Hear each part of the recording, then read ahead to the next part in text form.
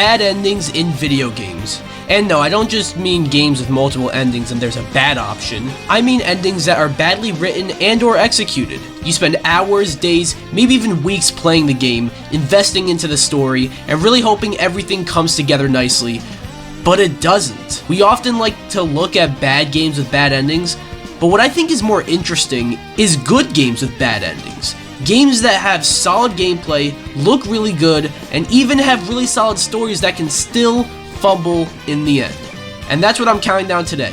Now I want to make one thing clear, these are all games that are considered good, and the endings are agreed upon to be bad. And more specifically, they have to be the true canon ending and be badly written. And I have to make this disclaimer, though it should go without saying, but major spoiler warning ahead. In fact, whenever you see a game on here, that basically means I'm about to spoil the shit out of it. So, you have been warned tenfold. But now, let's get into this. Hi guys, DPX here, counting down the top 10 worst endings in good games. Now before we get started, you know what to do. Be sure to like the video, subscribe, and hit the bell, leave a comment, or I'll make sure that you have a bad ending.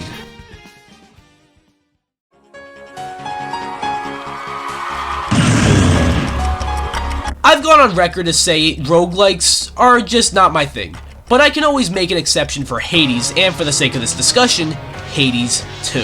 Such a fun and addicting and rewarding game, but the ending leaves a little to be desired. You see, Hades 2 follows Melinoe on her journey to defeat Kronos and save her parents and brother. But when we get to the climax of the game, Melinoe gets weirdly sidelined as she rescues her brother Zagreus, and he's the one who decides to spare Kronos, which not only takes away from the epic conclusion from the game that, we were building towards, but it's not even the main character. The game shifts entirely to Zagreus. And hey, nothing against him. I thought Zagreus was a strong protagonist for Hades 1, but this is Hades 2, where Melinoe is the protagonist. This leads to the main character not even getting a real resolution in her own story, which left a sour taste in the mouths of many. It was actually so bad that Supergiant updated the game with changes to the story to make the ending make more sense. It's a real shame that the ending for Hades 2 is such a misfire, because it's an otherwise fucking amazing game.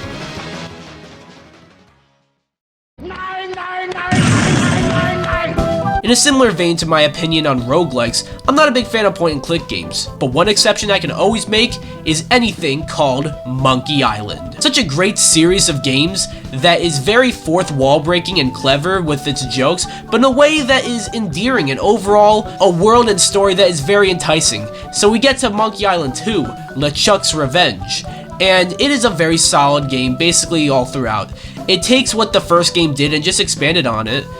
And then there's the ending. You see, Monkey Island 2 builds up a showdown with the villain LeChuck and the main character, Guybrush Threepwood. But at the end of the game, yes, you defeat LeChuck, but then a bunch of nonsense happens.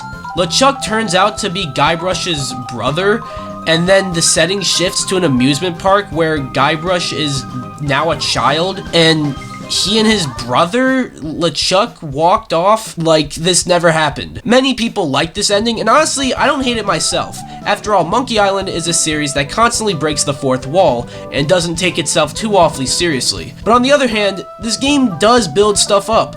It does establish a world, characters, and objectives, and this ending sort of just throws it out the window and just evolves into nonsense.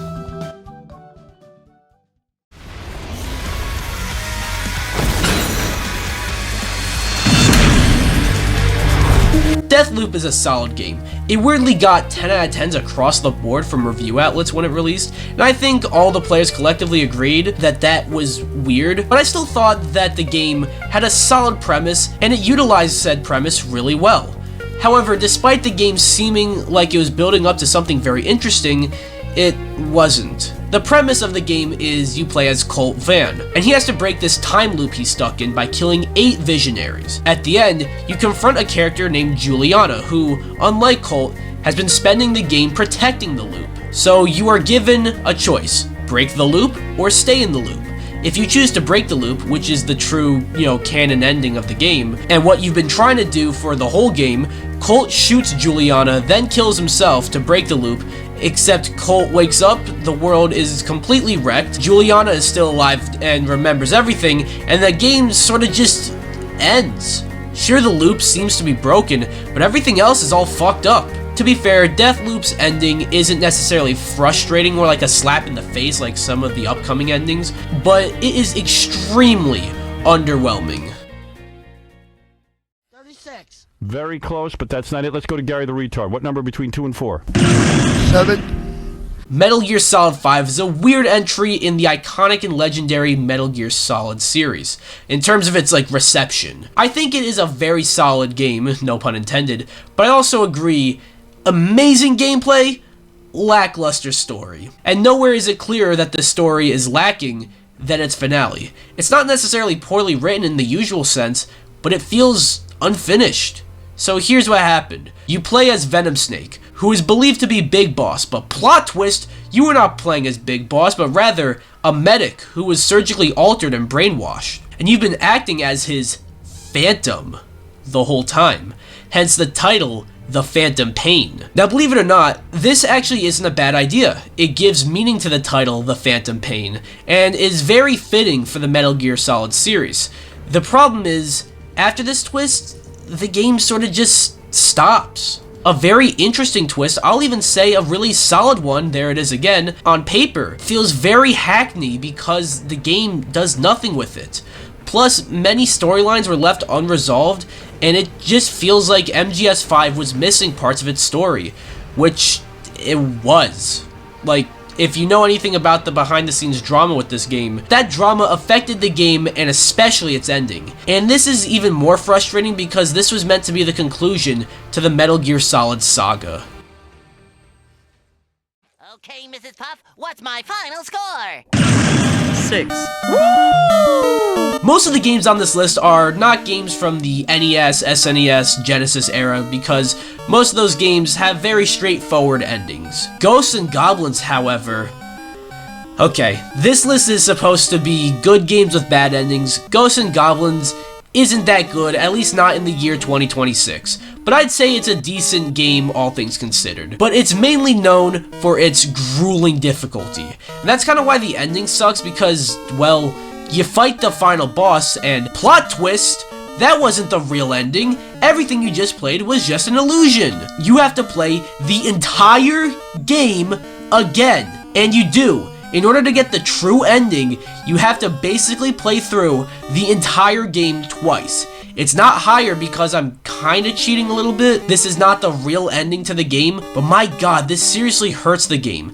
Eventually, when you do actually beat the game for real, you get somewhat of an ending, but it's simply not enough to justify playing one of the hardest games of all time twice. Oh, chills. Literal chills. It was number 5. Number 5 killed my brother. Oh my god, I forgot about that part. I'm not a big fan of Life is Strange. It's just not my type of game. But it would be idiotic if I said nobody plays Life is Strange because, well, Don't Nod make a bunch of games like this for a reason. People fell in love with the game due to its strong emotional storytelling, the rewind mechanic that added a new spin on these Telltale-like games, the looming storm, and the relationship between characters Max and Chloe. But going back to when I just mentioned the looming storm, that sort of acts as like the main threat of the game, and at a certain point, Max realizes that her powers are what's causing the storm, so she is given a choice. Either kill Chloe to stop the storm, or let the storm destroy Arcadia Bay, which is, the town that Life is Strange takes place in. Now, before I even go further, regardless of which ending is the canon ending, this is a fucking cruel choice to put on the player. Either kill a character you've spent the whole game growing attached to, or save her, but in turn, let a bunch of innocent people die. And the true canon ending is killing Chloe by going back in time to the beginning of the game and letting Chloe die. I guess this is a more sad and emotional ending, but the choice makes it needlessly cruel. Nothing you did really mattered, and that is especially disappointing in a game where all your choices are supposed to matter.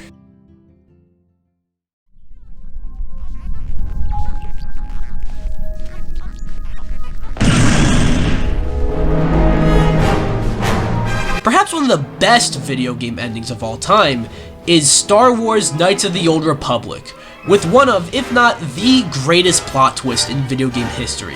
This is to gaming what Bruce Willis being dead the whole time in The Sixth Sense is to movies.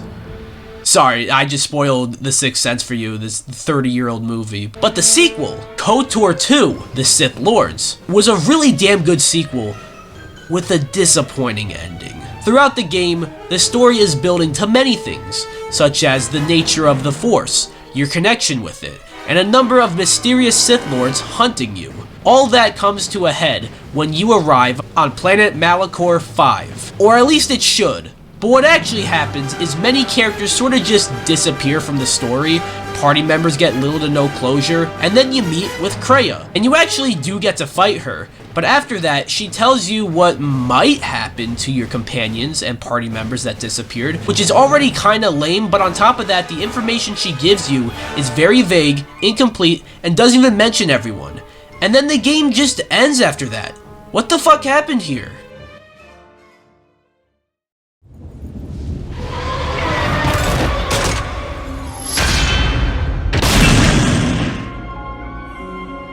Every ending on the list thus far is on here because of its writing, or maybe it's unfinished or what have you. Asura's Wrath's ending is on here for a completely different reason, as this game is really solid. Excellent combat, world building, music, visuals, and a very engaging story and rage-induced character arc from the main character. And believe it or not, if we are going off of the true canon ending of the game, it wouldn't actually be on the list.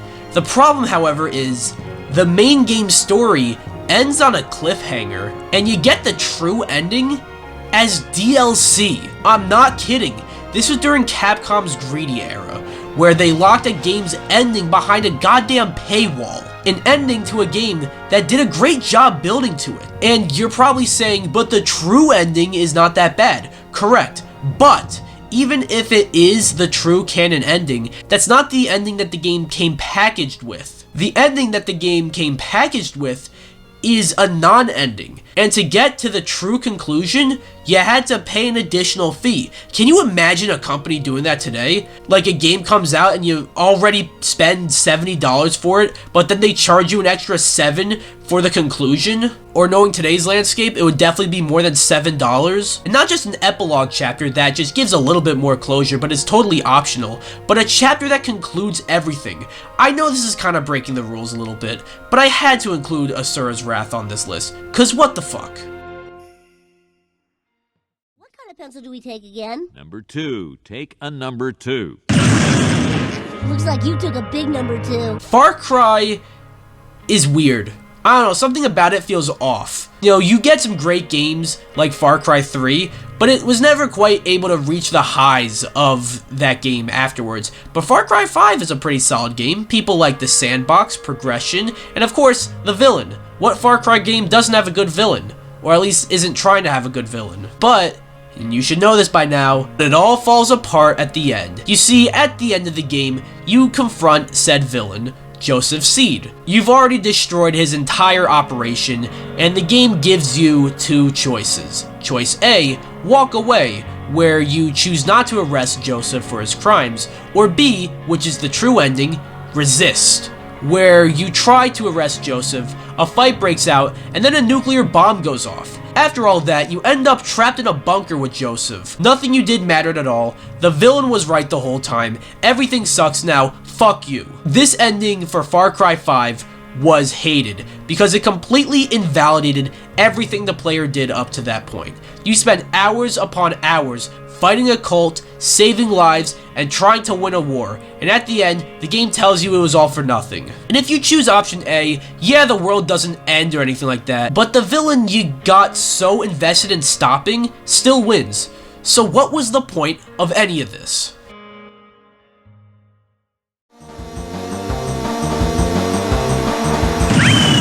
I'm Luigi, number 1. It's Mass Effect 3.